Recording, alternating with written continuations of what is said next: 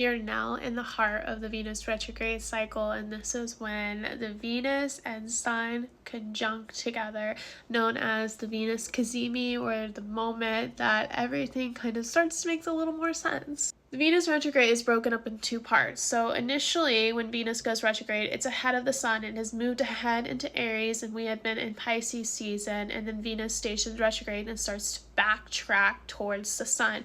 As it gets closer and closer towards the Sun, it disappears from the sky. It becomes invisible. It's not seen, and a lot of what we're working through becomes very internal and sort of these deeper processing. That's what the retrograde is. We're reviewing our passions. We're reviewing our relationships. We're cleaning out things that don't longer work for us, and we're evaluating if these are still things that we want to fight for. When Venus and the Sun finally conjunct, this is that aha moment. This is the moment where things really start to click. This is the heart. This is the eye of the storm, where there's clarity and there's realizations and there's information that you finally understand why you were reviewing it, why you were backtracking, why these relationships are coming up, why your exes were texting you, why you have all these feelings about something.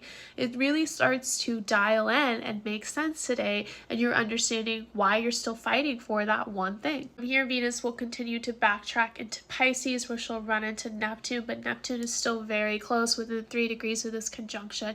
So there's still this really heavy spiritual element. And I think a lot of us, no matter what this Venus retrograde has been bringing up to you, there's this element of needing to trust the process, trust the unfolding, and recognize that everything has been happening for some sort of direction or new growth for you to step into. So utilize this day for good reflection. The moon is also in Capricorn, and it's squared both Venus and Mercury, so you may be getting a lot of direct insights about what you're working through, what feelings you have, how this is manifested in your life, and really reflect today, hey, is this something that I still want to keep fighting on, or maybe it is time for me to let it go. Maybe it's time for me to throw away that thing. Maybe it's time for me to step back and let it just renew again. And that's what this Venus retrograde is all about. So this will continue into April, and if you want to learn more, check out our podcast, Two Girls Talk Transits.